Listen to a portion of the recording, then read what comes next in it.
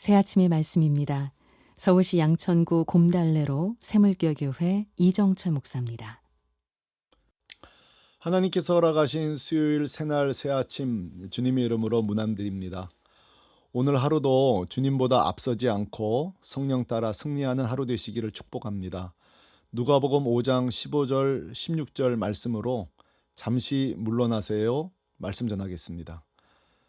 애청자 여러분, 서양 속담 중 큰 나무일수록 넘어지는 소리도 크다라는 말을 들어보신 적 있으십니까? 큰 나무, 즉 존경받는 위대한 사람이 실수하고 넘어질 때 훨씬 더 실망과 절망을 준다는 뜻입니다. 실제 우리 주변에는 한평생 존경받던 분들이 어느 날 꽁꽁 숨겨놓았던 죄 또는 개인 비리가 들통나는 바람에 한순간에 나락으로 떨어진 사례를 종종 봅니다. 지켜보는 주변인들도 큰 상처를 받죠. 자, 왜 이런 일이 발생할까요? 로이 오스왈드 박사가 쓴 책 사역자의 자아 돌봄에서 바로 이 문제를 다루고 있는데요. 오스왈드는 유명 인사, 특히 인기 있는 사역자들의 이탈 현상 원인을 4가지로 소개해요. 첫째, 건강한 영적 조언자의 부재. 둘째, 채움 없는 고갈된 영혼. 셋째, 장기 외부 활동으로 배우자와 분리. 마지막으로 제가 생각할 때 가장 중요한 부분인데요. 물러남, 즉 쉼 없는 사역 때문이라는 사실입니다. 저는 같은 사역자로서 오스왈드 박사의 분석에 100% 동의해요. 자, 이런 복합적 원인으로 결국 탈진, 죄, 무감각, 욕망 통제 불능 상태가 된다는 거예요. 오스왈드 박사는 이런 사람들에게 벼랑 끝에 선 사역자라는 별명을 붙입니다. 애청자 여러분, 그런데 과연 유명인사 또는 유명한 사역자만 벼랑 끝에 서 있을까요? 천만에요. 오늘날 현대인 중에서도 벼랑 끝에 서 있는 분들, 교회 안에 벼랑 끝에 서 있는 성도들이 참 많습니다. 쉼 없는 노동, 스트레스, 소비 중독, 부부관계 분리, 운동 부족 등 말입니다. 더 큰 문제는요, 자신이 벼랑 끝에 서 있다는 것 자체를 모른다는 사실입니다. 혹시 벼랑 끝에 서 있는 애청자 여러분 계신가요? 어떻게 하면 벼랑 끝에서 벗어나 다시 안전지대로 올 수 있을까요? 정답은 바로 우리 예수님입니다. 자, 우리 예수님 또한 굉장히 분주한 삶을 사셨어요. 벼랑 끝에 선 모든 성도들이 어떻게 살아야 하는지 그럼에도 불구하고 완전한 삶을 보여주셨습니다. 오늘 소개되는 말씀이에요. 15절에 보면 우리 예수님의 소문이 더욱 퍼지기 시작했고 말씀을 듣고 병낫기 원하는 허다한 무리가 찾아왔다고 말하는데요. 어느 정도 예수님이 분주해졌는가? 마가복음 6장 31절에 오고 가는 사람이 많아 음식 먹을 겨를도 없음이라 말합니다. 정말 바쁘셨죠. 물론 예수님이 사역이 확장되고 천국 복음이 증거되니 얼마나 좋은 일이에요. 그러나 예수님은 사실은 벼랑 끝으로 가고 있는 중이에요. 제가 아는 목사님 한 분은 개척 후 3년 동안 성도 몇 명 늘지 않다가 방송에 몇 번 나간 뒤로 여기저기 간증 집회 강사로 다니시는데 정말 정신이 없었다 그래요. 자, 분주하긴 해도 어떻게 나를 안고 이게 초청하나, 너무 신이 나고 성도들도 늘고 어쨌든 더 사역은 확장되었다고 합니다.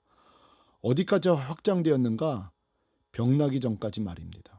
바로 이것이 문제예요. 내가 건강의 벼랑 끝에 서 있던 것을 모르는 거예요.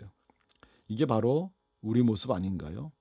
자, 그렇다면 예수님은 이 분주한 가운데 어떻게 하셨을까요? 16절 예수님의 선택입니다. 예수님은 물러가사 한적한 곳에서 기도하시니라. 세 번역에 보면 외딴 데로 물러가서 기도하셨다 그랬어요. 여기서 말하는 한적한 곳은 원어로 에레모스, 조용한 곳을 말합니다.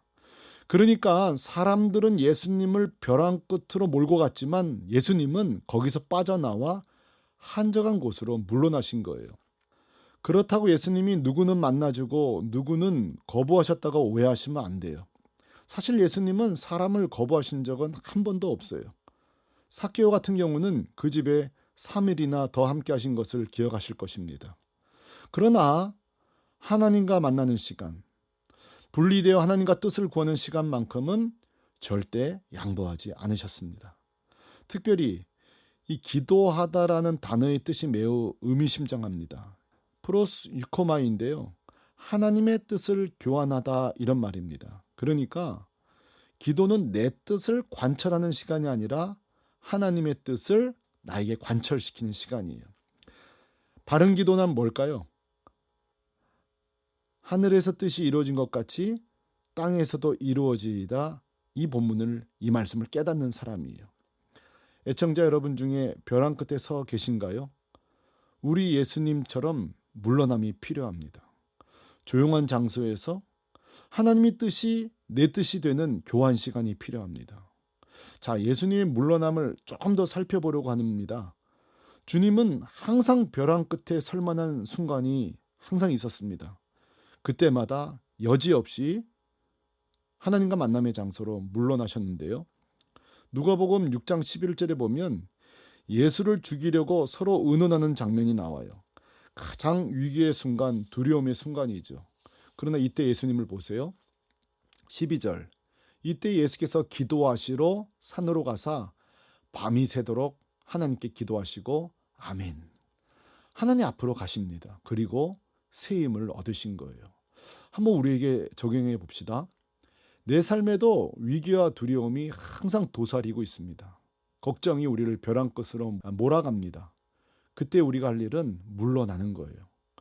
요한복음 6장 15절에 보면 오베영 이어 사건 이후 사람들이 예수님을 억지로 왕 삼으려고 몰려듭니다. 그때 15절 다시 혼자 산으로 떠나 가시니라. 자, 적용해 볼게요. 세상의 유혹이 우리에게 강력하게 옵니다. 이때 할 일이 뭐예요? 우리도 물러나는 것입니다. 누가복음 6장에도 보면 제자를 뽑을 때 이게 얼마나 중요한 결정이에요. 이때 분주하게 제자들 한 사람 한 사람 인터뷰하러 다니신 게 아니에요. 12절입니다. 예수께서 기도하시러 산에 가사 밤이 새도록 하나님께 기도하시고. 아멘.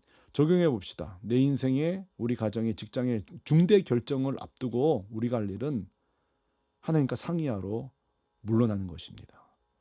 형제자매 여러분, 예수님이 그 분주함 속에서도 날마다 성령 충만, 담대하게 사역한 비밀은 물러남입니다. 그곳에서 우리의 욕망, 야망, 유혹, 좌절, 두려움, 공포, 걱정, 근심이 다스려지는 것이죠. 성경 인물 가운데서도 주님처럼 나아감과 물러남을 균형 있게 했던 분들이 여럿 나오는데 대표적인 사람이 저는 모세라고 생각해요. 모세에게는 물러남의 장소가 많았습니다. 그 중에 하나가 회막입니다. 출애굽기 33장 7절. 모세가 항상 장막을 취하여 진 밖에 쳐서 진과 멀리 떠나게 하고 회막이라 이름하니 사람이 자기의 친구와 이야기함 같이 여호와께서는 모세와 대면하여 말씀하시며 아멘. 항상 멀리 떨어져서 하나님과 교제하신 거예요. 허드슨 테일러도 그의 전기를 보면 물러남의 장소가 있었는데 템즈강이라고 해요. 그곳에서 하나님께 부르짖고 기도했다고 합니다. 빌리 그레함 목사님도 그 집 주변 포레스트 숲에서 항상 하나님께 갈급하게 기도하며 상의했던 장면이 등장합니다.